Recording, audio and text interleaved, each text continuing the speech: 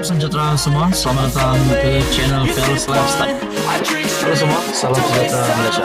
Salam sejahtera Malaysia. Halo semua, salam sejahtera Malaysia. Salam sejahtera Malaysia. Halo semua, salam sejahtera Malaysia.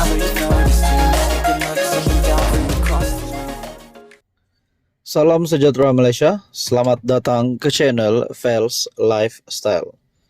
Isu hangat hari ini, setelah beberapa waktu ini kita mendengar ada saja cerita ataupun ada saja persoalan spekulasi berkaitan dengan tebuk atap menggulingkan kerajaan perpaduan pimpinan Datuk Seri Anwar Ibrahim. Terkini, kata Perdana Menteri Malaysia, Datuk Seri Anwar Ibrahim. Perdana Menteri berkata, Abang Johari beri jaminan tutup episod tebuk atap, kata Perdana Menteri. Artikel daripada Sinar Harian. Premier Sarawak Tan Sri Abang Johari Tun Openg memberikan jaminan menutup episod usaha untuk menukar sokongan dan menumbangkan kerajaan yang ada pada hari ini. Perdana Menteri Datuk Seri Anwar Ibrahim berkata, Abang Johari turut mengulangi pendirian tegas dan tidak akan bertolak ansur untuk mengekalkan kerajaan perpaduan sehingga pilihan raya umum akan datang. Jelas beliau, pengerusi Gabungan Parti Sarawak GPS itu juga mendedahkan tentang usaha pihak tertentu untuk menarik sokongan. Bagaimanapun, beliau menolak perkara itu dengan tegas.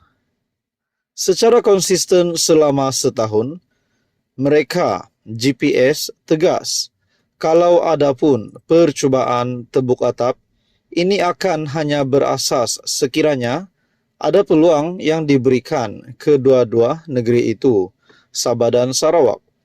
Tetapi secara konsisten, semalam kita berbicara panjang dan beliau mahu menutup episod ini sama sekali. Saya nak sampaikan bahawa kes kemungkinan tebuk atap, kalau nak digunakan menerusi dukungan Sabah Sarawak itu, ini bermakna ia telah terbatal dengan sendirinya, katanya. Beliau berkata demikian ketika berucap pada sesi dialog Perdana Menteri bersama Ketua Pengarang serta pengarang-pengarang kanan, media elektronik, media cetak dan dalam talian pada Sabtu. Pada Jumaat, Anwar menerima kunjungan Abang Johari yang menyaksikan kedua-dua pihak bersetuju memperkukuh kerjasama antara kerajaan negeri dan persekutuan. Halo semua, salam sejahtera Malaysia. Saudara-saudara yang amat dihormati semua, terima kasih kerana memilih channel ini untuk mendapatkan maklumat-maklumat politik, info-info yang hangat di Malaysia. Saudara-saudara, baru-baru ini kita dikejutkan dengan pembubaran kabinet. Sudah pasti antara yang menjadi buah mulut ramai, antara yang menjadi cerita ramai orang, terutamanya di kalangan peminat-peminat politik Malaysia.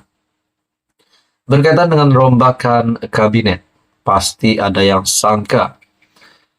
Selepas beberapa gesaan terhadap beberapa menteri, Rafizi Ramli, Mat Sabu, dan juga ada beberapa menteri yang lain, termasuk Datuk Seri Anwar Ibrahim sendiri, digesa untuk meletakkan jawatan, untuk meninggalkan platform Kementerian Kewangan untuk beliau lebih fokus dalam mentadbir negara. Ramai yang menyangka ada menteri yang tidak dipecat, tidak digugurkan, tetapi akhirnya rombakan sudah selesai. Dan yang mengejutkan, antara yang menjadi buah mulut ramai adalah pelantikan Menteri Baharu untuk platform Kementerian Kesihatan, yaitu Dr. Zulkifli. Dalam perkembangan yang lain, Tok Mat, yaitu Timbalan Presiden UMNO, juga dikatakan ramai orang diturunkan pangkat selepas beliau tidak lagi memegang platform Kementerian Pertahanan, tetapi memegang platform menteri yang lain. Nah, saudara-saudara, apa yang berlaku selepas kabinet dibubarkan? Satu ulasan daripada Syahabuddin Husin, syahabuddin.com, yang pasti mengejutkan ramai. Tak patut tiada pemimpin India dalam kabinet. Susah sangatkah untuk Anwar wujudkan? Satu lagi kementerian baru. Nah, saudara-saudara, kalau Datuk Seri Anwar Ibrahim mewujudkan satu lagi kementerian baru, bermakna ada menteri baru lagi yang bakal dilantik. Nah, kita melihat di dalam ulasan ataupun satu artikel daripada Syahabuddin. Beberapa pemimpin masyarakat India daripada pelbagai parti dilihat tidak senang dengan rombakan kabinet yang diumumkan Perdana Menteri Anwar Ibrahim. Ini berikutan selepas rombakan tersebut, tiada pemimpin India diletakkan sebagai menteri. Sebelum merombakan, satu-satunya pemimpin India yang berada dalam kabinet ialah V. Sivakumar daripada DAP dengan memegang portfolio sebagai Menteri Sumber Manusia. Tetapi dalam rombakan yang dilakukan Anwar, V. Sivakumar telah digugurkan oleh Menteri Sumber Manusia. Yang baru ialah Steven Sim, ahli parlimen DAP Bukit Murtajam. Adakah dengan ini, selepas V. Sivakumar, satu-satunya wakil tunggal, menteri tunggal sebelum ini,